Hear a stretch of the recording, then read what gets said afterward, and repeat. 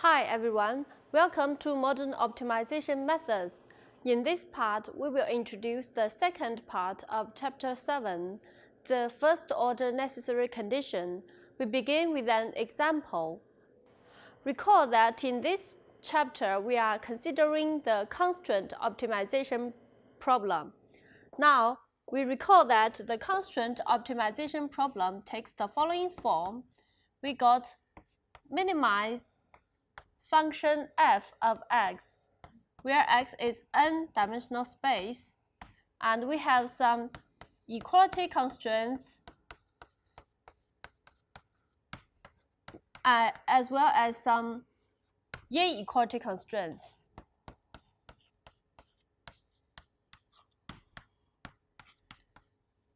So this is the problem we are considering, and now we will try to introduce the first order optimality condition for the constraint optimization problem.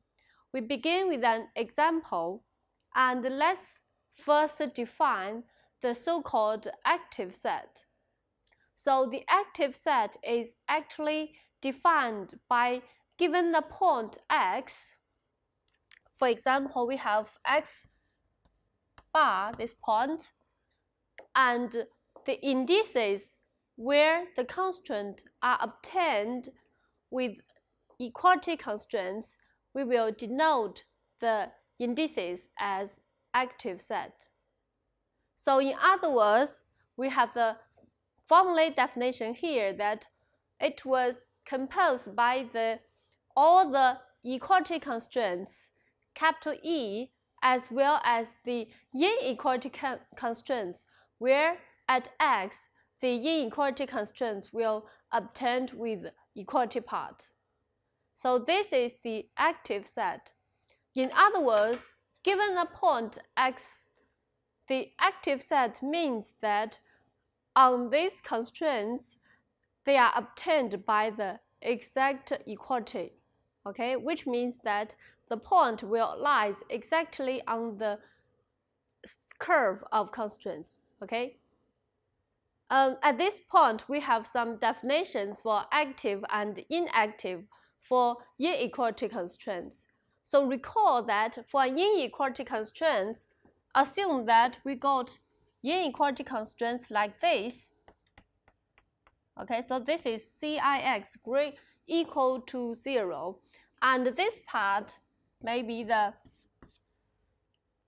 Cix greater than or equal to 0 part. So if x lies exactly on the boundary, then it means that this inequality is active for this point x.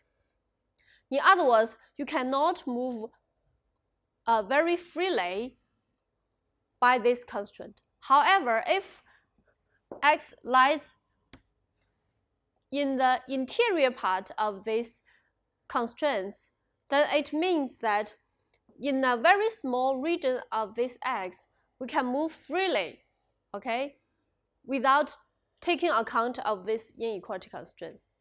So this is for the active and inactive for x with respect to a constraint Ci.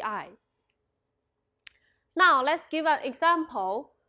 So we have a linear function x1 plus x2, and we have some equality constraints where it is actually a circle constraints, okay? Now for these constraints, we can actually calculate there is no inequality constraints, and we can reformulate this constraint as x1 square plus x2 square minus 2. So by this reformulation, we illustrate the figure of this problem. So look at the figure here, and we have our feasible region as the circle, okay? So all the points on the circle will be the feasible set of this problem. And on this circle, we are trying to find the function whose function value is the largest one, okay? So recall that our objective function is x1 plus x2. So if we write down the gradient of this function value, it is actually a constant vector, okay? Which means that along this constant vector, the function value will increases fastest. So if we look at the circle here and we try to find the largest function value, so think about this problem. Which point will we get for the optimal solution? So let's take a look at some examples. If we take the point here, okay, so suppose we are currently standing at this point. Now let's take a look at the gradient direction, okay? So the direction that the function value increases fast. So the gradient direction will move along this direction, okay? Pointing out that direction. And if we take a look at the gradient of the constraints, which is actually orthogonal to the tangent line, okay? So you can see that this is the gradient about these constraints. We can see that at this point, if we move along this gradient direction and move along to this point or this point, then our function value will actually increase, okay? And if we suppose that we are standing here, now at this point, we can actually have that the gradient of the constraints, partial C1 will be the inverse direction to the gradient of function value. In other words, for this point, we cannot move down further to reach the smaller function value, okay? So at this point, this is the smallest function value on the circle that we can achieve, all right? And for any other points, for example, these points here, we actually reach the largest function value on the circle, all right? So if we take a look at the relationship at the optimal value here, you can see that actually the gradient of the constraint lies on the same line of the gradient of f, and actually they take the inverse direction, okay? The direction of the two vectors, they are opposite. In other words, if x star is an optimal solution, it means that the gradient of the constraint and the gradient of function f, they are parallel. In other words, we can find a constant lambda which may be both positive or negative, such that the two vectors here, they are parallel. So this is the first explanation for the optimality condition. Now, let's take a look at the further interpretation about why the gradient and the gradient of constraint, they need to be parallel, okay? So previously, we just demonstrate by a figure. Now we analyze it by some mathematical formula. So we assume that x is feasible. In other words, we got this equality constraint to be 0, right? Because we have only one equality constraint. And now, to maintain the feasibility, when we move next step, so the step S has to satisfy that the next x plus s, they have to be feasible as well. So meaning that C1 x plus s need to be 0. So to derive that what such feasible direction need to be satisfied, so we do the Taylor's expansion to this function, and it is approximately equal to this linear term, okay? So we just expand the function at x star by a linear term, okay? So we drop some high order term. So it is approximately equal to C1x. At this point, plus the linear term here. So the linear term is with respect to the gradient of the constant here, transpose the direction. Okay, so recall that x is a feasible point, so this c1x is 0 actually. Then this approximately actually means that c1, the gradient of c1 at x star, transpose s. Okay, so this is the approximation. In other words, if we try to move along to the next feasible direction, the feasible direction have to approximately satisfy that the gradient of the constants transpose the direction s to be 0. Okay, so this is the feasibility constraint or the feasibility condition. Now, let's take a look at the second part.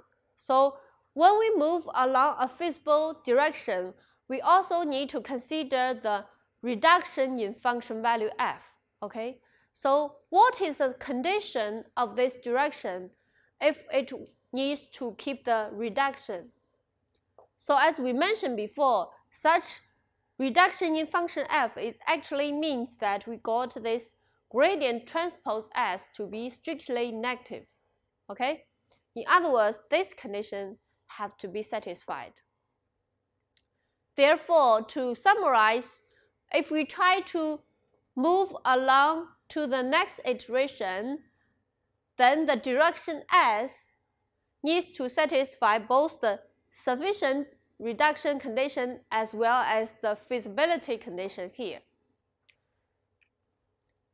Now, the feasibility condition says that you have this s must be orthogonal to the gradient of the constraint. And the feasibility condition says this s need to be multiplied by this gradient need to be strictly negative. Okay, so what is the feasibility for these choices of s? If we can find such direction s satisfy the both condition, it actually means that x is not an optimal solution, because we can still move forward to get a better function value, and it also satisfies the condition. In other words, if no function or if no direction s satisfy the two conditions here, then we can say that x star probably be a local solution.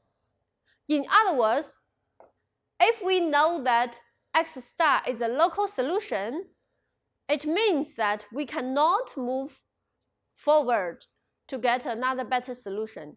In other words, there is no such direction s that satisfies the both feasibility condition as well as reduction condition.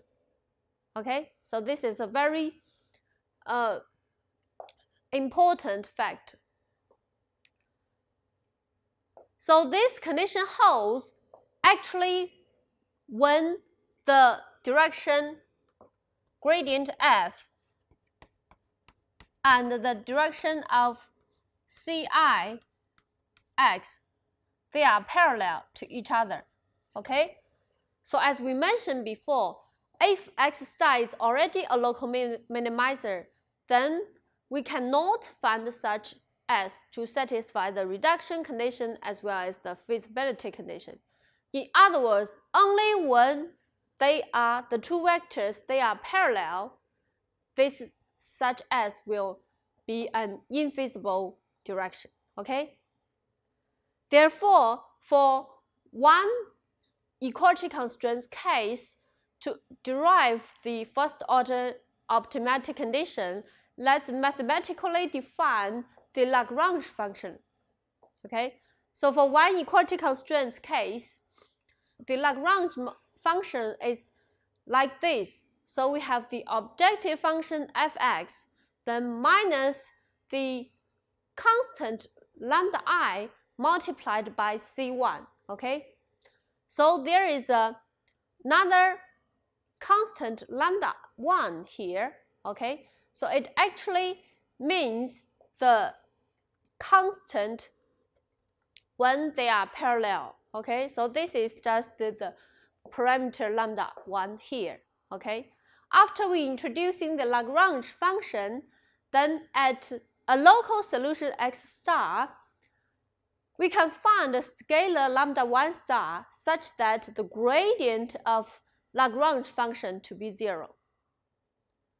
If we take the gradient for the Lagrange function, we can see that it is exactly the gradient of the objective function f minus the gradient of C1 with a multiple case. Okay, there is a parameter between the gradient of C1. Then, in other words, this is exactly meaning that the direction of gradient of f is parallel to the direction of gradient of the equality constraint. Okay? So this is actually tells us the first order optimality condition for constraint problem. Alright? So here we also require that these equality constraints to be held. Okay? So in other words, there is another default constraint here that we also require this x to be a feasible point. Okay? So this gives the first order optimality condition for the one constraint case and also for the one equality constraint case. Now, let's present it mathematically, and we assume that if x star is a local minimizer, then there exists a scalar, which is a constant, such that the following two conditions holds.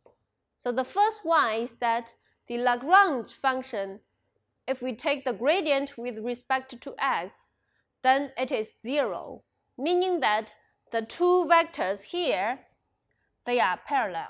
Okay? And the second one actually mentioned that this x must be a feasible solution. Okay? So this is the first order optimality condition. And we have several remarks about the first order optimality condition here. So notice here that this is just a necessary condition, meaning that if we know the local minimizer is x star, then we have such a relationship. Okay? So conversely, if such relationship holds, we cannot guarantee that x star is a local minimizer. Alright? So this is an important fact, because as we will show that for the maximum or for the local maximizer of point x, it also satisfies the condition here. Alright? Meaning that this is just a necessary condition. Another important fact is that for the parameter or for the scalar lambda 1, it may be positive or negative, and there is no restrictions on this lambda I. Okay? So we just require that the two vectors to be parallel. Okay? Now, let's make a brief summary about this part. In this part, we investigate the first order optimality condition in the case that there is only one equality constraint. Okay? And we also introduce the definition of active set, which will be used later in this chapter. Okay, we stop here and see you next time.